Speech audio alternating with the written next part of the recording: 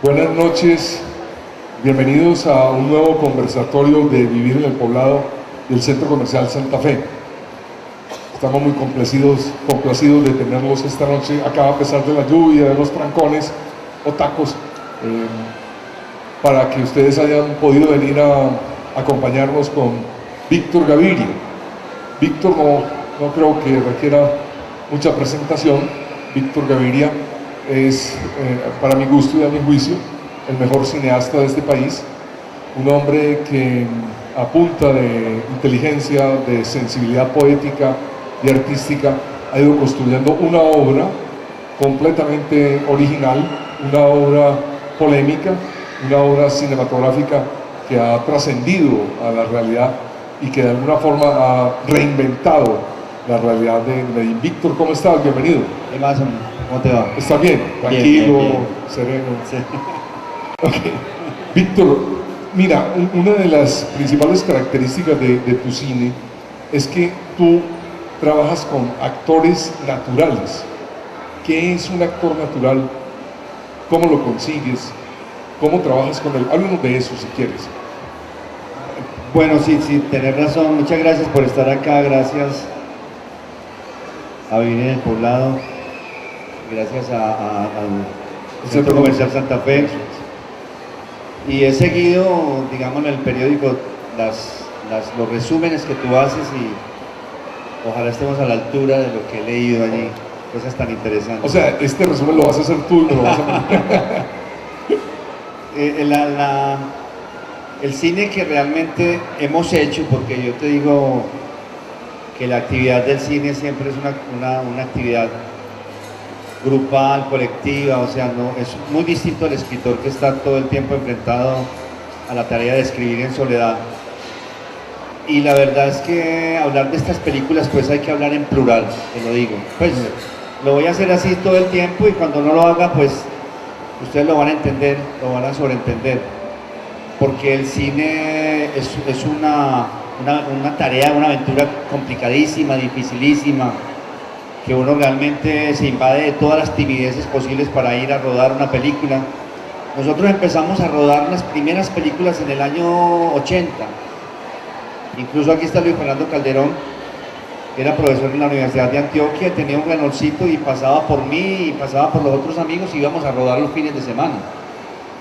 Y nosotros, digamos, lo que fue marcando como un camino que no sabíamos para dónde iba, nosotros solamente queríamos aprender a hacer cine y teníamos a un mentor especial, nuestro maestro especial, que era Luis Alberto Álvarez, el padre Luis Alberto Álvarez. Y lo que fue marcando un camino que, como te digo, no sabíamos para dónde iba, fue la búsqueda de los actores. Fuimos a la Biblioteca Pública Piloto a buscar unos niños para un guioncito que yo había escrito que se llamaba La lupa del fin del mundo, que era una historiecita que ocurría en el Colegio San Ignacio, en donde en un recreo los niños recibían la noticia, niños por ahí de 7, 8 años, de que el mundo se iba a acabar, que era algo que yo había sentido, digámoslo, en el año 61, con el problema que hubo de los misiles en Cuba y ese amago de guerra mundial que hubo tan tremendo. Entonces nosotros fuimos a la piloto y los actores eran niños de teatro supremamente sobreactuados. Entonces ahí mismo eso nos asustó. Cada que tratábamos de buscar un actor para la película, adulto, eran todos teatreros sobreactuados. Era un teatro político en esa época. O sea que todavía los actores nunca habían tenido, digámoslo, el ejercicio de crear la vida cotidiana, de actuar, digámoslo, en esa dramaturgia de la vida cotidiana que el cine recoge también, ¿cierto? El cine es un arte más bien del sobreentendido, de la sugerencia, en donde el espectador hace parte de la película en el sentido de que él va entendiendo cómo los personajes se comportan y de ahí va concluyendo qué piensan, sin tener que escucharlo en los diálogos, sin que nadie se lo diga, ¿cierto? El espectador va viendo unos comportamientos de los cuales va infiriendo como unas ideas. O sea, el cine es un arte de la sugerencia. Entonces nosotros empezamos como fuimos al colegio, los directores nos dejaron entrar de disciplina y nos llevamos los niños y todo, ¿cierto? Increíble, que fueran para ensayar y no hubo ningún problema y eran unos niños muy despiertos porque teníamos la idea de que necesitábamos niños más bien despiertos, ¿cierto? Más niños más bien un poco, no muy buenos estudiantes. Entonces empezamos con esos niños, hicimos La lupa del fin del mundo, después hicimos El vagón rojo y los niños nos daban unas cosas muy interesantes, pero de todas maneras no eran actores, algunos eran más extrovertidos que otros, pero el resultado de esas primeras películas eran unos niños más bien congelados, paralizados. ¿Entendés? Entonces asustados por la cámara. Asustados por la cámara, también siguiendo el guión al pie de la letra, porque nosotros decíamos, ¿cuándo vamos a ver una película en donde los diálogos tengan tanta soltura y como que imiten, digámoslo, la soltura del diálogo de la vida cotidiana, ¿cierto? Porque estábamos enseñados a los diálogos de televisión, que eran diálogos muy temáticos, pues, que te decían qué iban a hacer los actores, qué pensaban, ¿cierto? Entonces, nosotros siempre con esa nostalgia de cuándo podríamos, es que es difícil para un cineasta y para un escritor también, me imagino que se presenta ese problema, cómo hacer unos diálogos que no solamente comuniquen un mensaje, ¿cierto?, de lo que va pasando en la novela, sino que también digan quiénes son esos personajes por la forma como hablan. Porque nosotros analizábamos en esa época que realmente cuando uno hablaba lo que no era mucho lo que uno decía, uno más bien parlotea y dice una cantidad de cosas en todos sentidos, como una polisemia, como una especie de nube de palabras que no es que estén diciendo muchas cosas, pero sí están hablando de uno mismo, de lo que uno es. Entonces nosotros empezamos todo ese camino y hicimos una película. Hubo un momento que empezamos como a descubrir que era el actor natural. Hicimos una peliculita que se llamaba Habitantes de la Noche, que era la historia del programa de radio que servía para crear una trama entre los muchachos. Y entonces fuimos a conversar con el actor, con el locutor, que era Alonso Arcila Monsalve, ¿cierto? Sí. Que era en ese momento pues un hombre muy joven, de un don de gentes tremendo, un hombre muy generoso, muy dinámico, un actor natural extraordinario. Entonces le dijimos que actuara en la película, y la película yo le había escrito el guión a partir de lo que escuchaba por la noche. Mi mamá también escuchaba muchísimo el programa, Alonso Arcila era un héroe para ella, y entonces Alonso Arcila obviamente no le dimos nada es decir, yo le daba las ideas, le dábamos las ideas, vea, acordate de tal cosa, de tal anécdota, de tal diálogo, y en la presentación del programa, y cuando tú ves esa peliculita te encuentras con el primer actor natural que nosotros conocimos, o sea, un tipo que improvisaba y un tipo que tenía, digámoslo, muy claro, como si tuviera una especie de libreto o de guión en su propia cabeza, que era, digámoslo, su experiencia. O sea, es una película que gira en torno a él y él está en el centro de un pequeño universo que es la emisora en esa época era La Voz de Río Grande, de Todelar, y su programa era el universo, digámoslo, de la peliculita, ¿cierto? Entonces él tenía una forma, es decir, hablaba con todas las palabras, hacía todas las digresiones, tenía todas las entonaciones, bajaba el volumen, o sea, no estaba hablando de la acción, estaba hablando de ese universo. Entonces ahí nosotros empezamos a... Ahí empezaste como a entender que Sí. era un actor natural. Sí, que era un actor, y lo entendimos, es decir, nosotros descubrimos fue el agua tibia realmente, porque lo que después hicimos, La Vieja Guardia, Sí. que es una historia de Juan Diego Mejía, de un cuento de Juan Diego que se llama La Guardia Dura, y es la historia de unos ferrocarrileros que están en una pequeña estación en el Botero, que era una estación en esa época, estaba viva todavía el tren llegaba y el tren estaba vivo, llegaba pues incluso el de pasajeros y el de carga, y era una pequeña estación que tenía un frenetismo durante todo el día, pasaban los trenes a toda velocidad, y era un lugar muy hermoso donde tenía toda la vida del tren. Entonces nosotros fuimos con unos actores de Medellín, de un club de la Edad Dorada, y realmente eran más o menos buenos actores, pero seguían igualmente petrificados, congelados, O sea, no tenían la vida que se supone que debe tener un ser vivo realmente, que tiene que, o sea, no un actor necesariamente, sino un ser vivo que está no solamente actuando, sino que está viviendo, ¿cierto?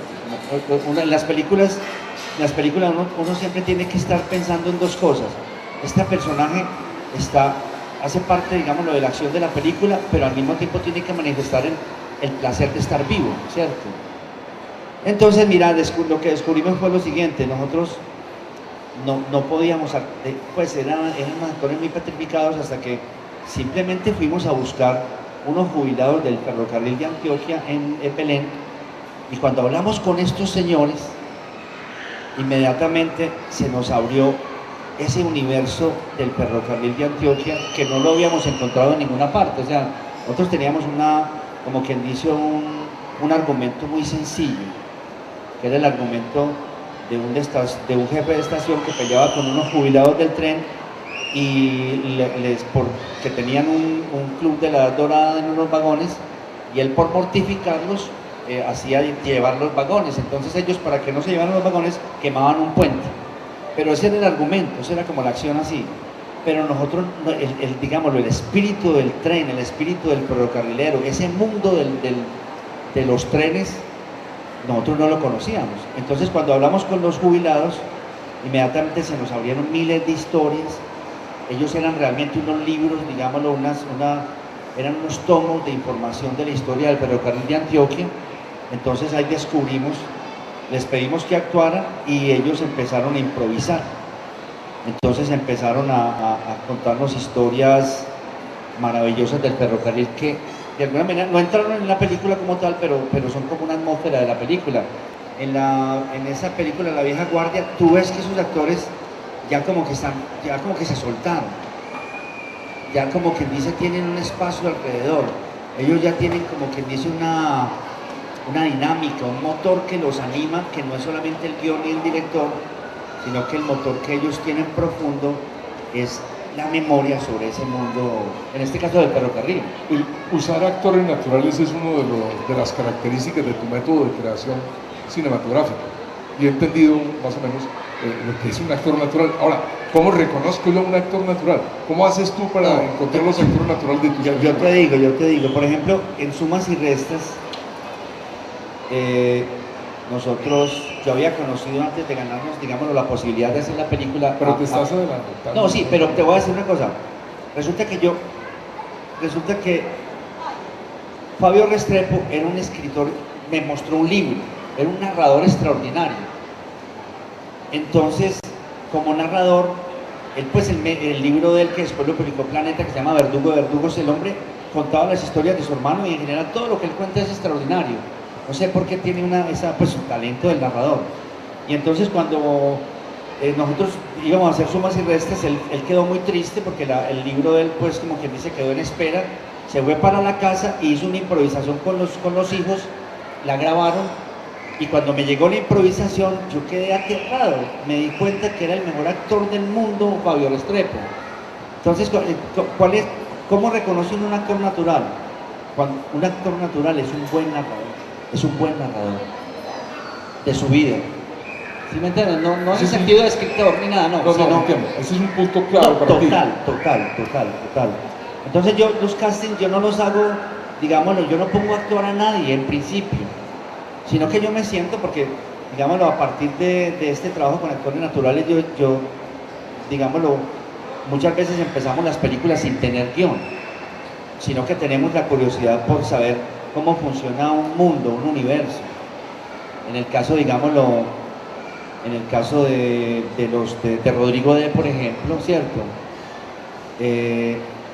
Nosotros no conocíamos ese mundo de los barrios populares. Entonces lo que hicimos fue buscar los actores, y fueron llegando unos muchachos, y resulta que esos muchachos empezaron a contarnos su vida, y esos muchachos eran extraordinarios narradores de sus vidas.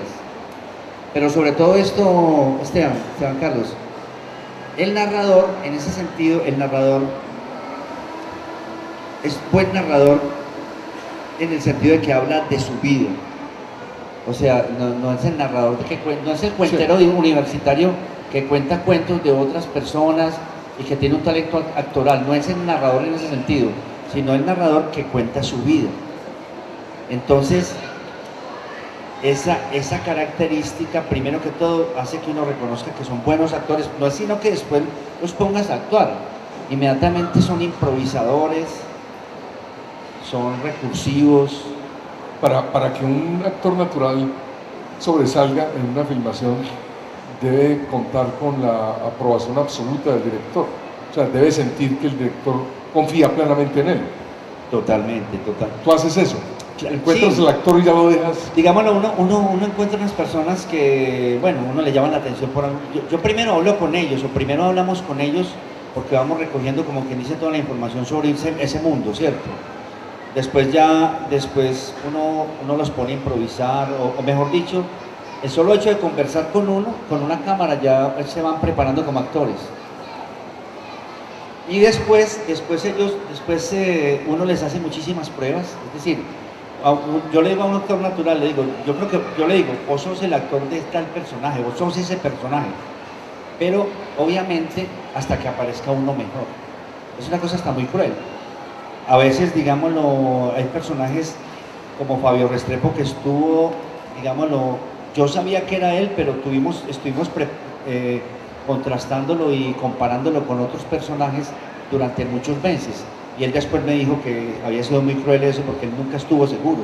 Pero es la verdad, o sea, uno tiene que preparar, no es de un día para otro, uno tiene que verlos, ensayarlos en una secuencia, en otra secuencia. O sea, se demora mucho para que uno realmente, antes del rodaje, se vaya con ese actor. Cuando uno se vaya con esos actores es porque uno está absolutamente seguro de no equivocarse.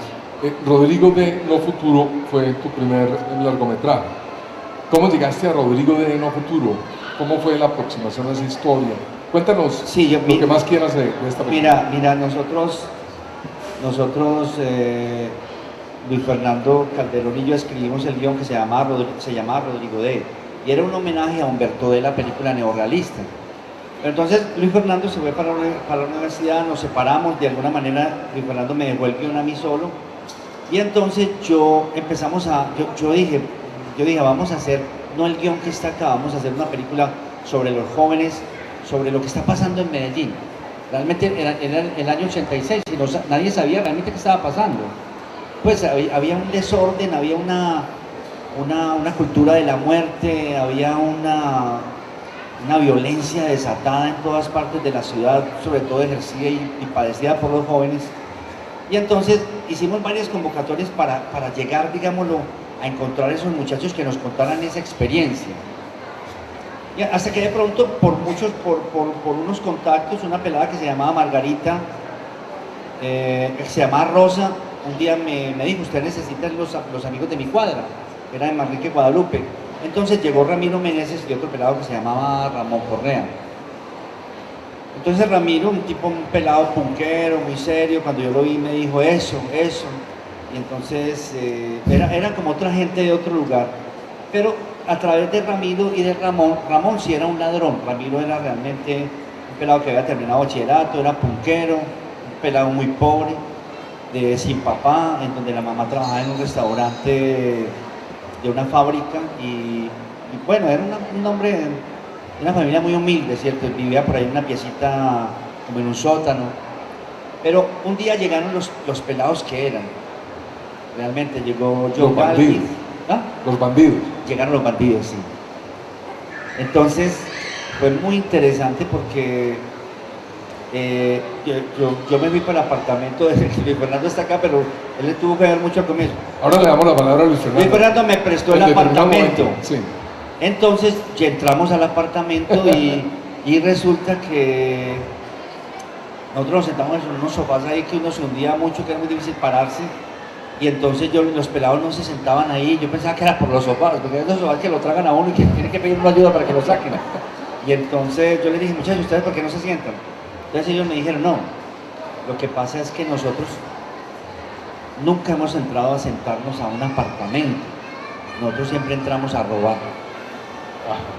Y te digo que allí sentimos el cambio tan tremendo que aparentemente éramos los mismos ciudadanos, pues hablábamos el mismo español y demás, pero estos pelados estaban al otro lado del espejo, te lo digo, al otro lado.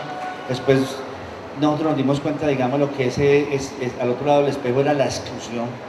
En esa época nadie hablaba de exclusión, año 86. Vio una moto que estaba estacionada frente a la oficina, a un lado de una casa vecina, y entonces el hombre se emocionó apenas la vio. Y dijo, uy, mira un botado, mira un botado. Entonces yo le dije, no, eso no está botado, esa es una casa, esa moto es de alguien que está puesta, no lo vemos, pero está adentro. Entonces el hombre súper emocionado. Y cuando ¿Un botado era qué? La moto. La moto, ahí, un botado es... No, un botado es la emoción de encontrar una cosa que físicamente no tiene nadie que la esté cogiendo y que tú te la puedes llevar. O sea, era un mundo, o sea, realmente era una pequeña metáfora de una sensación que ellos tenían, me imagino que todo el tiempo, en donde no tienes nada y donde se te aparecen las cosas y si nadie las está cogiendo, si no tienen una cadena pegada a algo, te las puedes llevar, ¿cierto?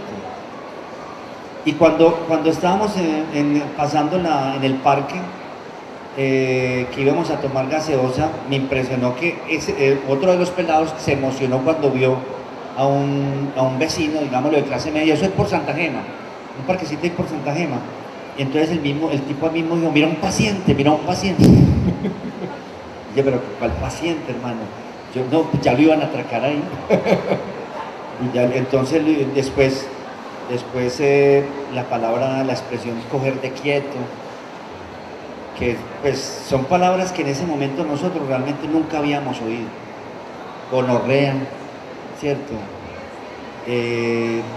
Y palabras como traído, esa palabra traído que a mí me impactó, porque el traído era una palabra que todos guardamos de nuestra infancia como un recuerdo único de un momento donde todavía el niño, digámoslo, vive todavía en una burbuja donde la necesidad no se manifiesta y entonces aparecen regalos de la nada, ¿cierto? Del niño Dios, ¿sí o no? Unos regalos que son un fruto de la magia. Y entonces estos pelados empezaban a hablar de traídos. Esa moto también era un traído. Ese paciente también era un traído. Y entonces el traído, pero fundamentalmente el traído era como una palabra de esa guerra social en la que ellos estaban totalmente sumergidos. El traído era un enemigo, digámoslo, al que ellos podían cazar en un momento dado, podían matar, o eran ellos mismos que podían ser traídos para otros enemigos. Esos pelados estaban sumergidos en una guerra social. Tenían vida cotidiana, tenían novias, tenían mamás y todo, pero era como si estuvieran enajenados realmente por una guerra que los atrapaba todo el tiempo. Entonces esas palabras, Esteban Carlos, empezaron eso fue como quien dice, los actores naturales que eran ellos. Lo más interesante de los actores naturales es que te regalan todo un lenguaje, como un corpus de lenguaje, sí, que después se llamó el parlache, y que es una forma de estar en la vida, como una valoración de la vida, ¿cierto? Bueno, y a partir de ahí, ¿cómo los llevaste ya a la película? No, entonces nosotros conversamos con ellos. Estas películas, en el fondo, son unos diálogos como locales, regionales, unos diálogos de paz. No, porque realmente ellos estaban en guerra. Nosotros éramos un cineasta, pues, distraídos, unos cineastas, pues, unos auténticos traídos. Unos traídos totales, eso sí. Para allá iba, ¿no? Perfecto. Porque nosotros éramos traídos para ellos. Y ellos, obviamente, como son unas personas que no están perdiendo el tiempo, pues tienen muchos problemas económicos. Entonces ellos, cuando nosotros les dijimos, vamos a hacer una película, y empezamos a conversar, empezamos a grabar todo lo que hablábamos, estos pelados empezaban a contarnos lo que era coger un traído, o sea, lo trágico que era atracar a una persona, porque era convertir a un desconocido, una persona amiga, convertirla en un enemigo, a través de un odio injustificado que hacían brotar, digámoslo, en el cuerpo mismo para que ese transeúnte desconocido e inocente creyera estar frente a un monstruo que lo odiaba, y que entonces esas transformaciones hacía que estos muchachos se volvieran unos monstruos al cabo del tiempo. Como quien dice ese ejercicio. Entré a la oficina, yo no vi nadie en la oficina, estábamos ya en preproducción y éramos por lo menos 10, 12 personas trabajando. Teníamos una secretaria, bueno, era mucha gente, asistentes de producción, etc. Y de pronto yo no vi a nadie por ahí, y oí como unos murmullos en el baño, y me asomé y estaban estos manes muertos de la risa en un baño, afuera. Y entonces yo le dije, ¿dónde está la gente?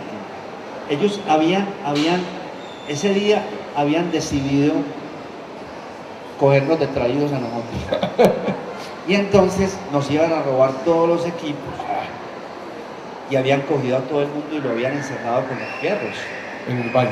En el baño, en varios baños. No, tenaz. Y entonces, la verdad es que... ¿Y entonces qué pasó? ¿Tú qué les dijiste? ¿Aquí No, el patrón soy yo o qué? No, sino que yo no les creí. Ajá. Porque ellos decían, si un tipo no les cree a ellos que ellos son sus enemigos, le tienen que pegar un tiro para que el hombre despierte. Ay. Entonces yo como estaba dormido en mi bobada de que no les creía a ellos, porque a pesar de que los había oído, yo no les creía quién eran ellos, mira, no les creía. Ellos me decían que eran bandidos, yo no les creía. Verdadero traído, traído del cielo. Yo era un traído, mejor dicho, pero... Estaba entre botado y traído, no sé cuál de los dos. Bueno, y entonces, ¿cómo? No, y entonces yo no les creí. Entonces, de todas maneras, habíamos ya más o menos construido una amistad, y realmente estos pelados no fueron capaces de pasar esa línea, no fueron capaces de ser violentos, porque ya les tocaba realmente o pegarme un tiro o pegarme con los fierros, ¿cierto? Entonces estos manes como que se desanimaron y guardaron los fierros y dijeron, pero textualmente dijeron, vamos a hacer entonces la película, hijo de puta. Porque ellos hasta ese momento, ellos no iban a hacer la película. No te creían, no. O sea, yo no les creía a ellos, ellos no me creían a mí. Y entonces dijeron, ¿qué hijo de puta vamos a hacer esta película? ¿Qué vamos a hacer?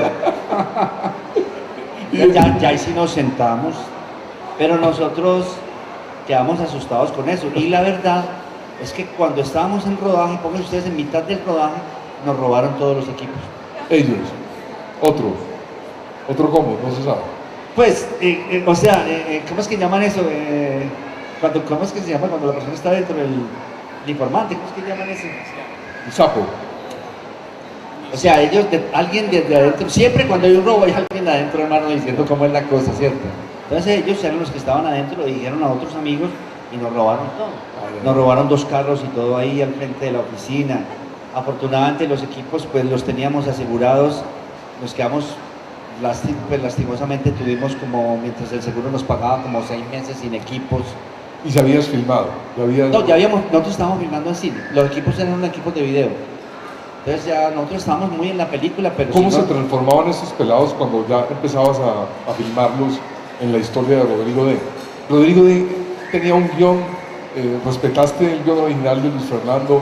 ¿Escribiste otro? ¿Improvisaste? Nosotros empezamos a escribir otro guión muy distinto, todo construido a partir de lo que ellos nos contaban a nosotros, todo. Ahora dijiste muy de pasada que Rodrigo D era un homenaje a Humberto D, pero ¿por qué no contextualizas eso, como se dice hoy en día? ¿Quién es Humberto D? Bueno. ¿Quién la hizo y por qué quería rendirle un homenaje? Humberto D es una película de Vittorio De Sica, escrita por Vittorio De Sabatini, Sica. sí. Víctor Gaviria. Vittorio De Sica. Yo ahí pues siguiendo los pasos. La línea, sí. Y es una película muy hermosa de un viejo jubilado que vive solo por allá en una pieza donde una señora que se la alquila. Y Sabatini decía que el neorrealismo era realmente poner la cámara al lado de una persona para, digámoslo, vivir sus momentos vivos y muertos. El neorrealismo lo que lo impresiona a uno son todos esos momentos muertos que no son de acción, que no van para ningún lado, y como que representan esa esencia de nuestra experiencia humana, de que nosotros somos unas personas que estamos más bien como esperando algo, ¿cierto? Por lo menos el hombre pues civilizado, el hombre de ciudad, siempre estás como esperando algo. Que pase algo, sí. Y digámoslo, está enfrentado a muchos momentos de que no tienen significación, ¿cierto? Que a veces lo abruman a uno, pero a veces uno sabe que esos momentos van llevando a momentos plenos, ¿cierto? Entonces decidiste tomar eso de Luis Bernardo y yo hicimos, de... sí, nosotros hicimos ese guión basado en una crónica de una periodista amiga que un día estaba en el centro y vio un tumulto cerca en Colombia con Bolívar, vio un tumulto, entonces vio que había un tipo que se iba a tirar de un 20º piso y la gente le gritaba que se tirara, porque el hombre ya llevaba mucho rato ahí sin decidirse. Sí, ¿qué pasa? Entonces la gente los mamando gallo, como quien dice, pues si está haciendo tanto escándalo, hermano, pero tires. Entonces ella escribió una crónica lo más de linda y la crónica era una crónica neorrealista, porque ese muchacho que se iba a tirar lo distrajo una señora la señora de los tintos, entabló una conversación con él y ella reconstruyó en la crónica esa conversación, y nosotros cogimos la crónica y hicimos una historia neorrealista donde no pasaba nada realmente, y donde, mire, el cine y también la literatura, pero muchas veces los escritores y los cineastas escriben cosas que pueden tener éxito y ser muy bellas, pero que no son verdad. Ajá. ¿Sí me entendés? Nosotros nos habíamos hecho un guión que cuando lo leíamos, te digo, ganamos el premio y todo. Nosotros ganamos un premio y nos dieron para hacer la película, pero eso no era nada de verdad. Increíble, ¿sí me entendés? Era un ente literario. Ajá. Entonces, cuando yo quedé con Libertad, lo que pasó realmente fue que un día, un amigo me dijo, mira, Víctor, escucho tantas historias de los barrios y el nieto mío está en un combo de esos y me cuenta unas cosas que yo no puedo creer. Entonces, yo quiero que te las cuente a vos. Entonces yo me reuní con ese muchacho y en una tarde él me contó todo lo que estaba ocurriendo en los barrios, en el combo de él, que eran como 40 muchachos, de los cuales ya no quedaba sino él y otro vivos. Entonces la película pasó de ese neorrealismo, de esos momentos muertos, a ser una película que trató como un poquito de entender la violencia de los jóvenes. Bueno, y el título de No Futuro, ¿de dónde surgió?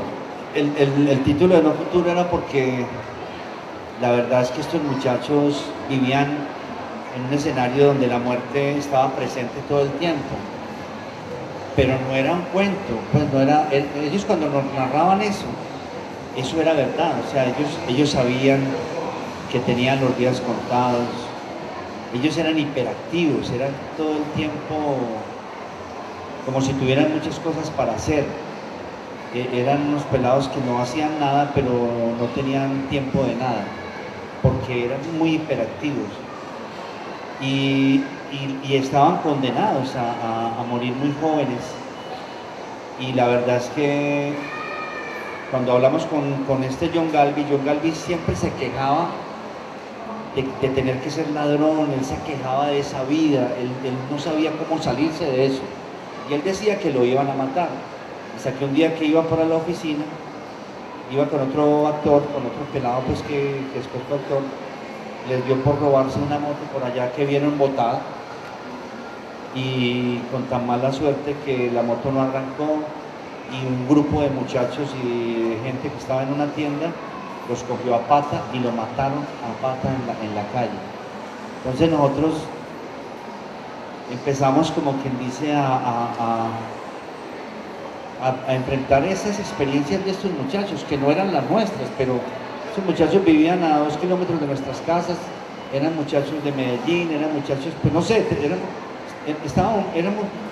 vivían muy distintas, pero éramos muy cercanos también, ¿cierto? Venga, podríamos seguir hablando de Rodrigo Day No Futuro mucho rato, pero tenemos el tiempo contado y me gustaría, pasemos al segundo largometraje. Sí, sí. La vendedora de rosas.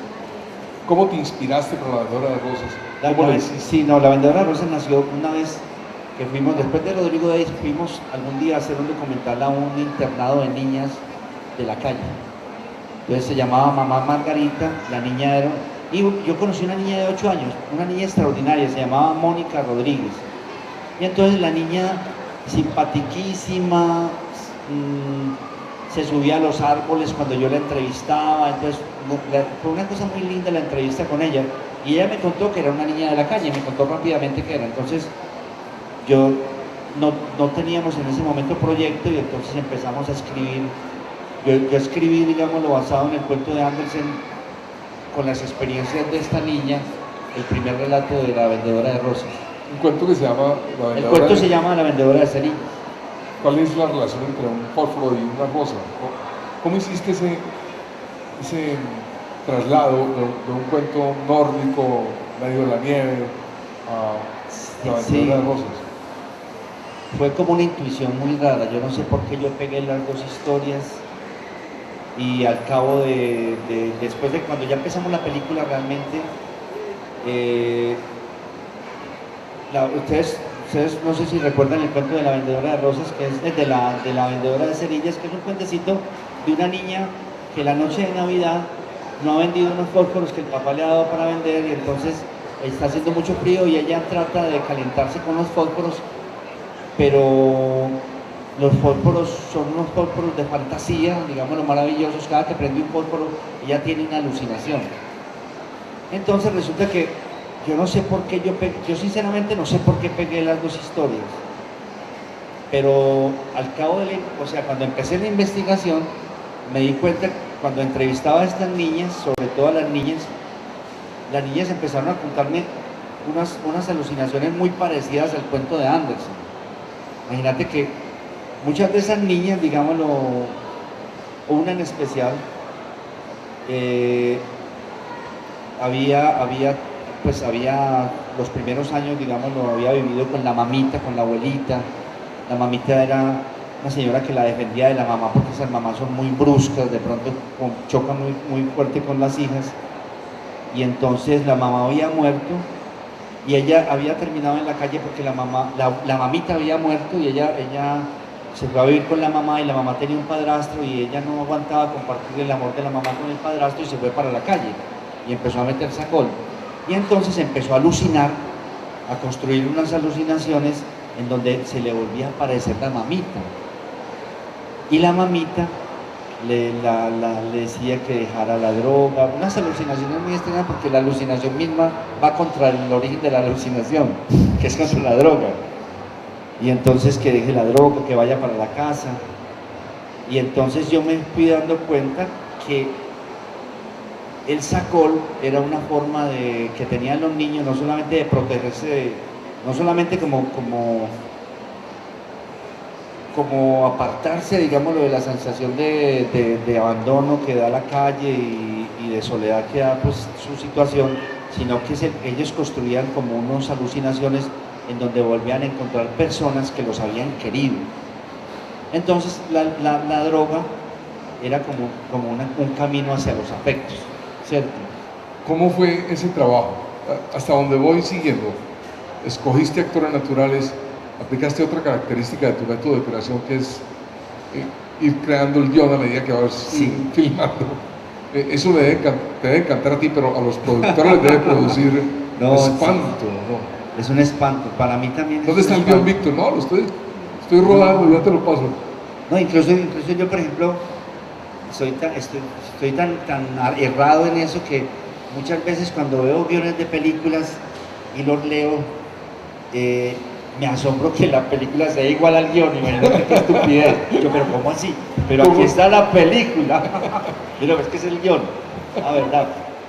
Pero el guión para mí son como unas notas en donde uno va más o menos como, saber más o menos por dónde va. Y eso hiciste en La vendedora de rosas. Sí. Bueno, el resultado fue a Cannes, al Festival de Cannes, bien recibido. La crítica cinematográfica. La crítica social fue muy áspera.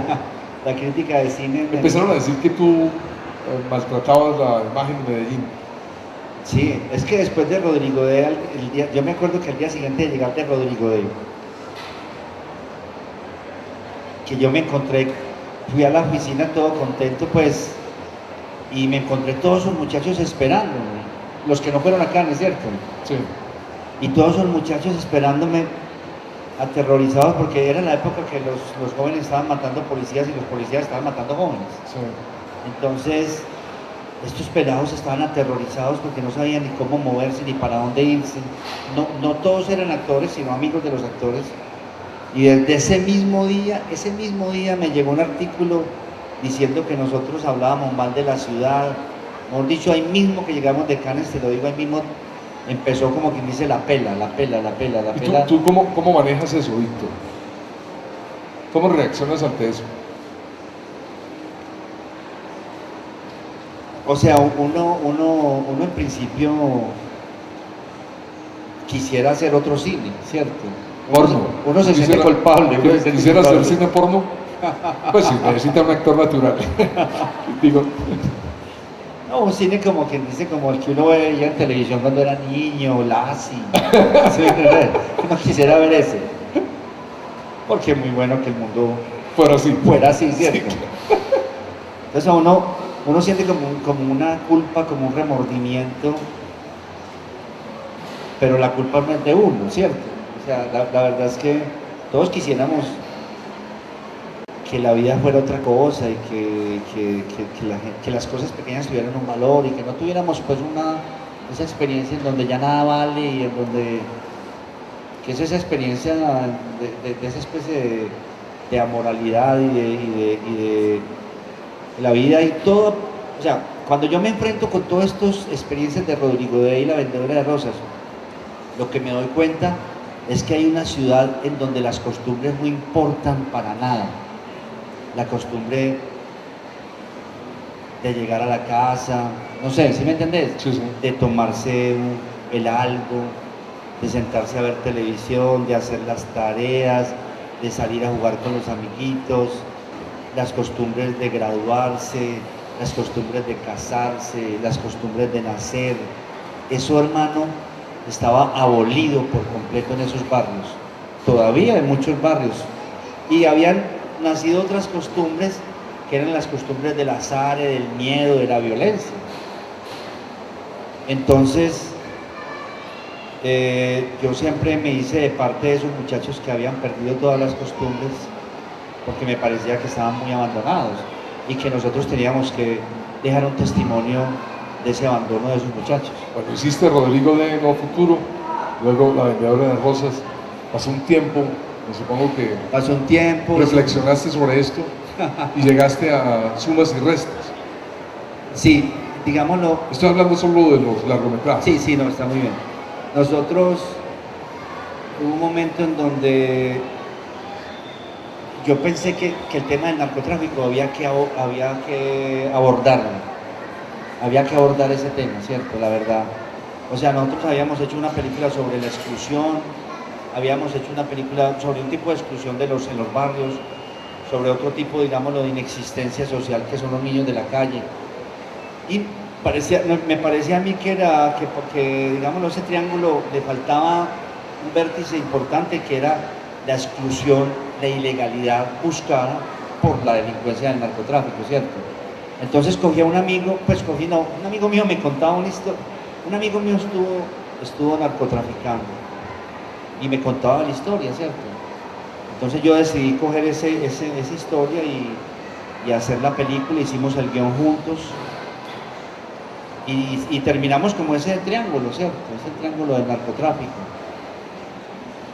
¿Aplicaste la misma metodología? Sí, apliqué la misma Actores metodología. naturales, improvisar el guión mientras estoy filmando. Sí, en general toda esta gente que estuvo, pues todo el 100% de los actores de la película habían vivido algo del narcotráfico. Sumas y Restas es una película que produce miedo.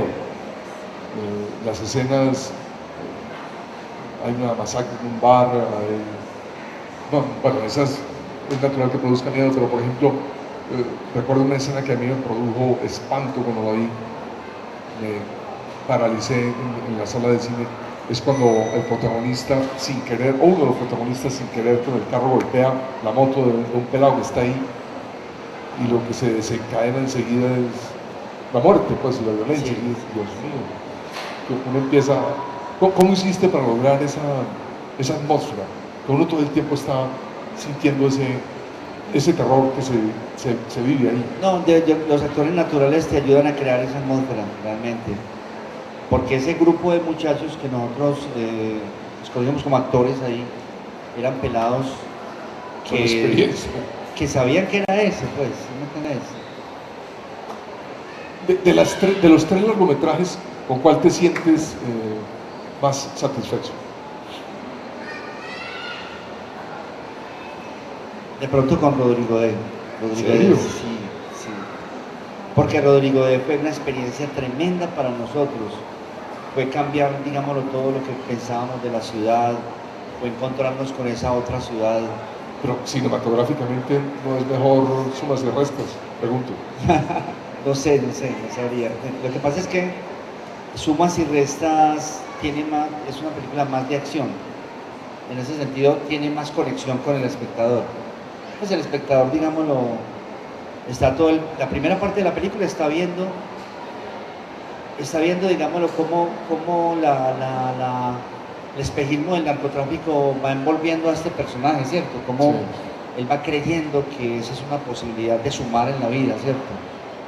Y de un momento a otro, cuando él se equivoca, digámoslo, en su apreciación de la amistad con su socio, porque el día que matan al hermanito del socio, a él lo llaman para que vaya al velorio y al entierro, y él se excusa y no va.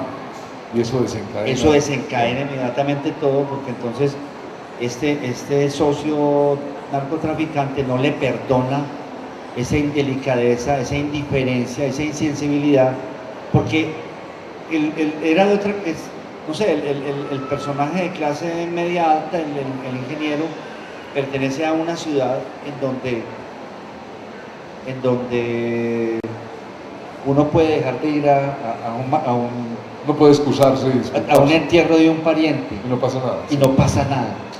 Nadie le reclama mucho. Víctor, pero como el otro no lo había perdido, hacía parte de una clase social distinta y demás, no se lo perdonó. Víctor, vuelvo a Sumas y Restas antes de que pasemos a lo que estás haciendo ahora. Sumas y Restas también es como el clímax de tu experiencia, de tu método creativo.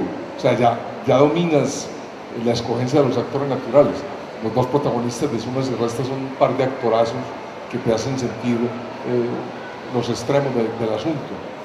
También dominas el hacer un guión mientras estás probando sin que te produzca remordimientos, dolor de cabeza o lo que sea. ¿No crees que eso incida en que cinematográficamente Sumas y Restas haya conmovido a la gente más que Rodrigo D. o No Futuro? Estoy siendo muy atrevido, pues diciendo que la no sé, más, pero me encuentro también muchas personas, amigas, que me dicen que Sumas y Restas es un retroceso. Me dicen, mucha gente me dice, Víctor, perdiste la poesía, y es que es muy difícil, digámoslo, mantener el equilibrio entre una película, digámoslo, conectada por causalidad, porque Sumas y Restas es una película de causalidad. Sumas y Restas tiene más trama que las otras. Sí, tiene más trama, es una película de trama. Pero eso no disminuye su calidad. Pero la trama, es muy difícil mantener un equilibrio entre la trama y la poesía, porque la trama se absorbe la poesía. Además es una película de época, tú estás reconstruyendo un tiempo pasado que es muy difícil para hacer. Es muy difícil, sin plata es muy difícil. Cometimos muchos errores, digámoslo, mucha gente dice, no, eso no es la época, pero en general la época está dada un poco por la dramaturgia. Sí. Pues por los personajes, por la forma está bien. La que más te gusta, Rodrigo D. No Futuro. Ahora, me gusta más, ¿sabes por qué? Porque la emoción que sentíamos haciéndola era inmensa.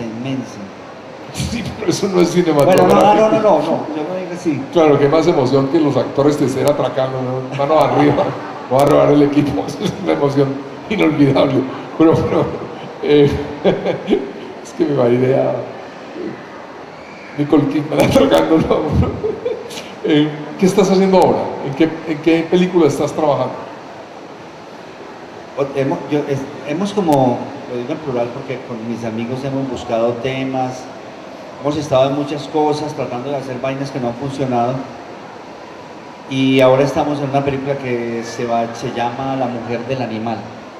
Y es la historia que me contó una señora un día nos contó, entrevistándola para otra cosa, nos contó en cuestión de media hora su vida, o menos, 20 minutos su vida. Y es la vida de una mujer que de pronto se vuela de un internado de monjas del Buen Pastor, de familias pues muy, muy humildes, se va a vivir donde una hermana, se escapa del internado, se va donde una hermana que está casada con un tipo en el barrio popular. Es una realidad, digámoslo, de gente muy pobre, el barrio popular en el año 74, un barrio de invasión, etc. Ella cae donde la hermana y cae, como quien dice, dentro de un círculo de familiares del esposo de la hermana. Están unos tíos, unos primos, unas primas, unas tías, etc.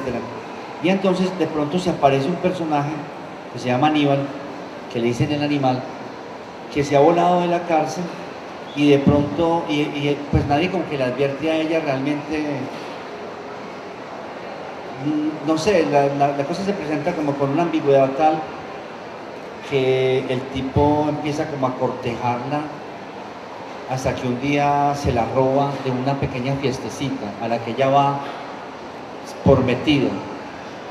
Y de pronto ella despierta por allá en un monte y el tipo la lleva como un saco pues en la espalda y ella no entiende, y a partir de ahí ella se convierte en la mujer de ese tipo, la mujer del animal.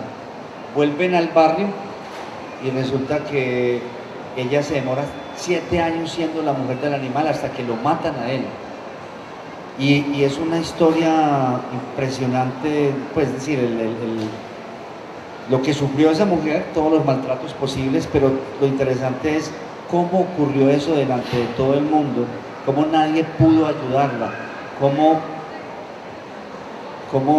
ella, digámoslo, al fin escapa. A él lo matan, ¿cierto? No por ella, a él lo matan, pero cuando a él lo matan, ella ya ha escapado a esa servidumbre de él. Entonces es un pretexto para hacer una historia muy ambiciosa sobre nuestra ciudad, ¿cierto? Sobre esos barrios, sobre esos heroísmos extraordinarios. Siento que es como un retorno a Rodrigo Dey en un futuro. Es como un retorno a Rodrigo Dey. Sí. ¿En qué parte del proceso estás? El guión ha sido muy difícil escribirlo porque... Pero ¿para qué el guión? Al final vas a hacer lo que te dé la gana. No, porque de todas maneras... Pues no, con todo respeto. No. Lo que pasa es que de todas maneras, eso ocurrió hace muchos años, en el 75, ¿cierto? Y vamos a trabajar con actores, digámoslo, jóvenes, muchachas de 18, gente joven, y bueno, de todas las edades. Y a pesar de que, digámoslo, la pobreza sigue teniendo la misma forma de círculos de servidumbre, porque esa misma servidumbre se da ahora. Claro. O sea, la servidumbre con la que comienza la película es la experiencia de aquel personaje que llega de recogido a una familia. Y sabes qué, yo no sé, pues yo no era consciente de eso, pero nuestra ciudad tiene una cantidad de experiencias de gente recogida y arrimada. Nunca se ha hablado de eso. Y eso lo están descubriendo ahora. Sí, lo primero que descubrí fue eso. Qué cosa tan verdad, que este primer círculo de servidumbre que la pobreza, digámoslo, pues produce. Porque converso con una cantidad de personas que me dicen, no, yo digámoslo, mi mamá se fue, mi papá se murió y de pronto yo quedé en manos de un padrino y de una madrina. Esa situación de ser recogido inmediatamente se presta a todo tipo de abusos, de estar arrimado. Entonces ha sido súper interesante, porque te lo digo, Esteban Carlos, que la investigación ha sido súper interesante y ha sido una investigación en donde hay que ir, como quien dice, derrumbando todos los prejuicios y los estereotipos que uno tiene. Imagínate que yo lo primero que escribo, cuando la primera entrevista que me da esta señora a mí, una entrevista que me dice todas las cosas, pero yo no la cojo al pie de la letra, sino que la recuerdo y escribimos el primer guión. Y en el primer guión, ella llega donde la hermana y la hermana se abrazan y la hermana ahí mismo le dice, no, donde comen 3, comen 4, le presenta a la suegra, y entonces por la noche la ponen a dormir en una esterita, le presta ropa para el día siguiente. Puro Lassie. Puro Lassie, hermano, qué cosa tan berraca, sí, qué pena, pero... Y entonces, ¿qué pasó después? No, entonces, y después ya yo volví, la entrevisto a ella, queda con calma, y entonces ella ya me... No es que ella me hubiera contado mentiras, sino que yo no le había preguntado ciertas cosas, entonces, cuando ella cae donde la hermana, ellas hace mucho rato no hablan. La hermana lo primero que le molesta es los celos que le da que ella esté ahí porque le teme que el esposo tenga algo con la hermana, primero que todo. Y lo segundo, cuando se acuesta por la noche, ahí en la cocina, lo primero que oye ella es cuchichear al esposo de la hermana, pues renegando de que ella haya llegado allá y manifestando que no es bien recibida, que ellos no saben qué van a hacer con ella, o sea, una recogida. Y entonces, a los 2 o 3 días, el esposo la lleva a una casa más abajo, en donde vive la mamá del esposo, o sea, la suegra de la hermana, y una hermana, y lo primero que le ponen a hacer a ella es lavar la ropa de toda esa familia, y ella rápidamente entra como una manteca de esa casa, de la otra casa, porque a los recogidos le cobran.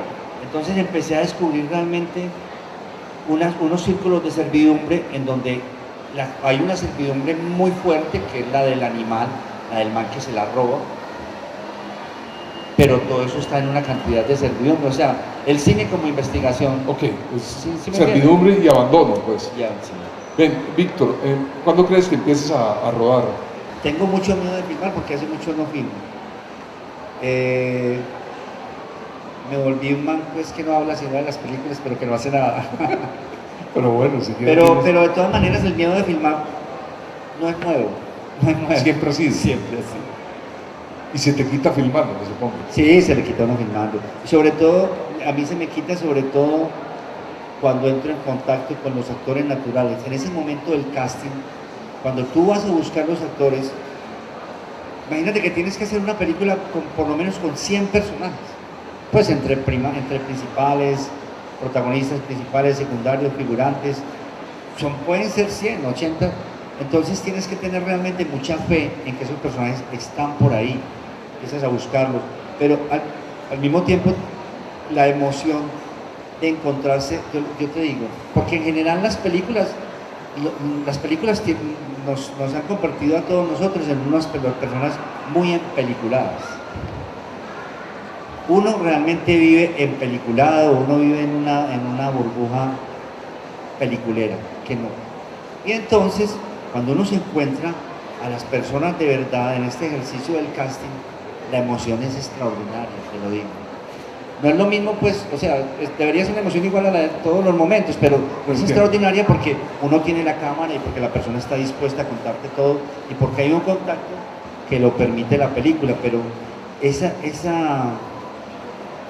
presentación, esa cosa tan hermosa que tienen los personajes. Por ejemplo, yo voy a una escuela o un colegio, entonces estoy buscando niñas, digámoslo, de 9, 10 años, 8 años, entonces cuento la historia del animal así a grandes rasgos y les pido que los que quieran hacer casting, entonces ponle tú que de 200 niñas se quedan 80.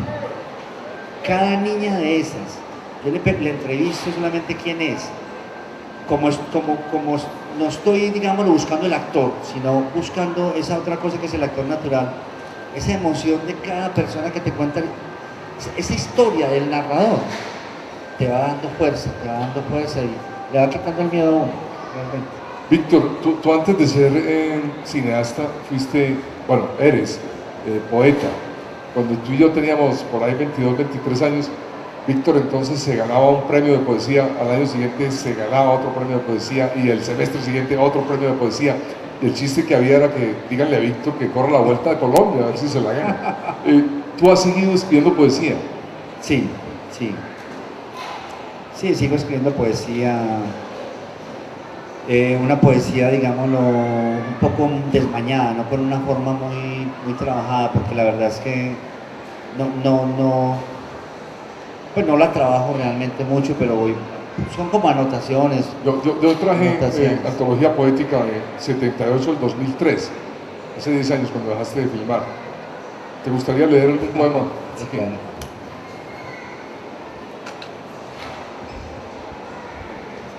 El de 1994. Yo te lo busco.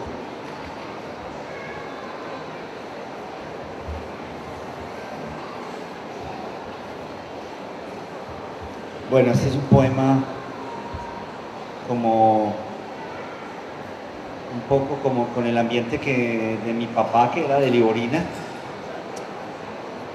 En 1994, fin de siglo, a los 39 años, enamorado aquí y allá, pero con los deseos postergados, dejé el asfalto y atravesé 45 kilómetros de carretera en tierra y polvo.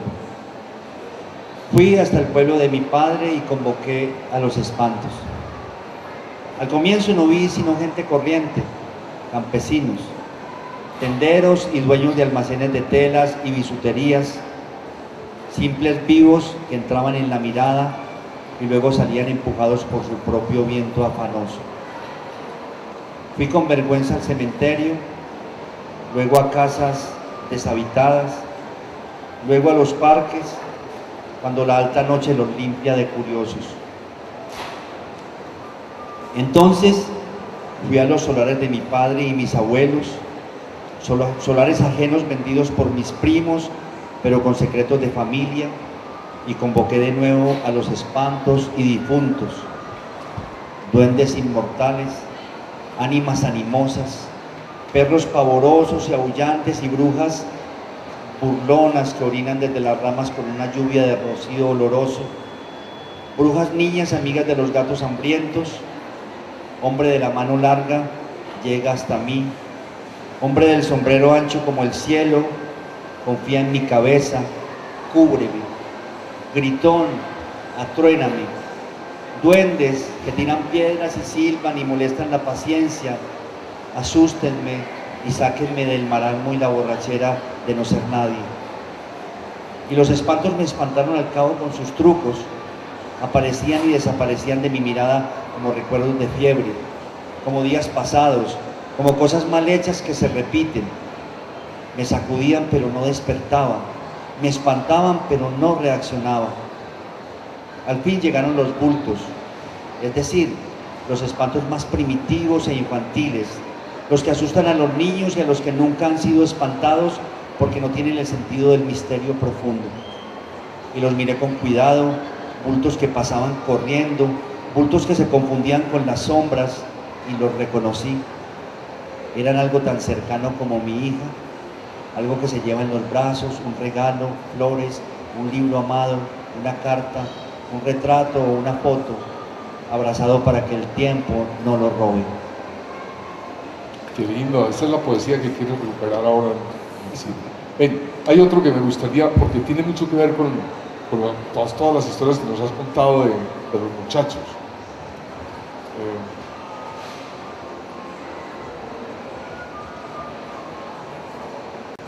Espérate que ya va a aparecer. Es un poco más brusco que este que hemos leído. Cuando converso con los muchachos. Sí. Esto es una experiencia o sea, hay cosas, digamos, lo que uno, me gusta escribir como poemas en donde uno como que pueda encerrar en el poema como algunas sensaciones que no son muy, como te digo, no son muy importantes, y que de pronto a través de ahí uno puede pues, ver alguna cosa más trascendente. Yo cuando hablo todavía con los muchachos de los barrios, voy a leer el poema porque ya lo iba a contar. Claro. Sí. Cuando converso con los muchachos de los barrios, que hablan hasta por los codos, como verdaderos aparecidos, ellos hablan a veces de La Plata en general, como si hubiera un lugar, un cajón o una pieza encerrada en donde está entera la plata, billetes y monedas reunidas y envueltas en un resplandor de plata. Alguien tiene la plata y esta creencia los hace reír de placer infantil y a mí también, contagiado de optimismo, porque han creado un lugar increíble e improbable en donde está la plata, lugar hacia donde todas las manos se dirigen, también las mías. Me miran concentrados y recelosos para descubrir si detrás de mi cara de nadie también tengo yo la plata, escondida, embrumada por el miedo de que alguien lo sepa. Yo también miro desde el carro las caras de los que me adelantan como viento, porque sospecho que los que no se detienen en todo el día y huyen de las miradas que los interrogan, tienen tal vez la plata, la hermosa plata que parece un nacimiento de agua. O tal vez la tiene el niño Dios en los días de diciembre, o los 3 Reyes Magos, o el furtivo ratón Pérez, quien roba en los bolsillos antes de dar vuelta a la almohada. Caravana de ingenuos, caravana de blancos inocentes. Pero los ladrones de los barrios, que son muchachos que se ríen, de pronto están pálidos y serios, de pronto están temblorosos y excitados, porque ellos buscan con fervor la plata. Ellos rasgan, aplastan y ahorcan, escarbando en los rostros y en los huesos. Ellos sacuden y tumban a los hombres como muros, porque en algún nicho olvidado está la plata, así en general, la que nos hace reír otra vez.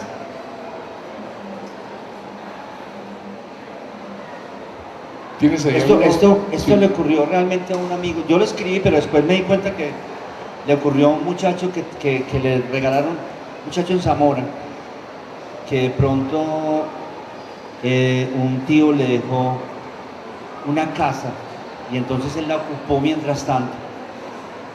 Y entonces la casa era una casa grande en Zamora, unas casas viejas que antes eran como fincas. Entonces iba toda la gente, él se hizo amigo de todos los muchachos del barrio, y entonces los muchachos lo miraban y decían, pero este man con esta casa, este man tiene la plata, por ahí tiene la plata. Entonces miraban, y tenaz, porque miraban por todas esas habitaciones y mirando dónde estaba la plata, y lo miraban, este hijo de puta tiene la plata por ahí en alguna parte, y lo mataron buscando esa plata. Simplemente porque el man no les contó y no les dijo, yo no tengo plata, les debo haber dicho, ¿entendés? Pues esas cosas hay que decirles, hermano, esta casa no es mía, yo no tengo plata, y lo mataron. Sí, Giovanni. Algún amigo me comentó en una oportunidad que usted de pronto tenía un proyecto de llevar al cine un episodio aislado y muy sórdido de Medellín. El episodio aquel famoso del edificio Fabricato. Lo llaman el asesinato del sótano, o el caso Posadita, ¿cierto? Y es un caso que yo recuerdo, yo creo que Esteban Carlos también lo recuerda, no sé. Pero yo estábamos recuerdo, muy chiquitos, sí. Estábamos nosotros muy pequeñitos, muy, pues, como de 10 años, 11 años. Y bájate la edad, Víctor. Y eso trascendió, no, yo creo que éramos mayores. Y eso trascendió. Así, y entonces yo me acuerdo de eso porque eso trascendió, que encontraron un cuerpo, ¿cómo se dice? Pues un cuerpo tasajeado y escondido en el edificio Coltejer, en el sótano, en las paredes, en el 9º piso, en el chut, pues, que atraviesa. El edificio Fabricato, eso.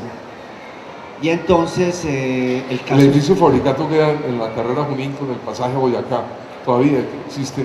En ese entonces era un edificio de los más importantes de Medellín.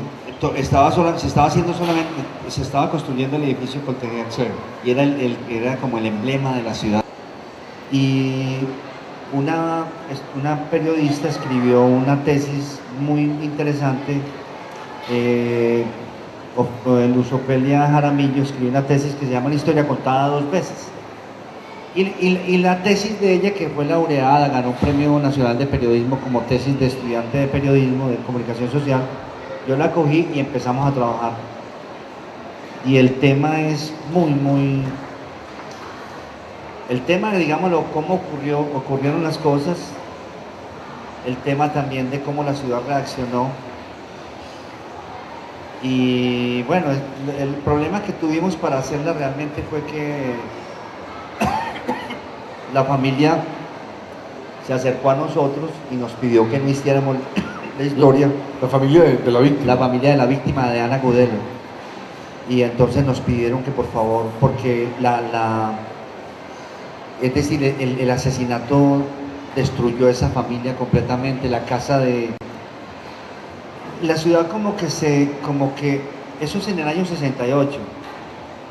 Y es como si esos asesinatos que ocurrían tanto en el campo, ¿cierto? Que habían sido, digámoslo, tan reiterados y tan macabros en el campo de los años 50 y comienzos de los 60, es como si esos asesinos, ¿cierto?, de pronto hubieran aparecido en el centro de la ciudad en un edificio tan importante. Entonces todo el mundo se escandalizó.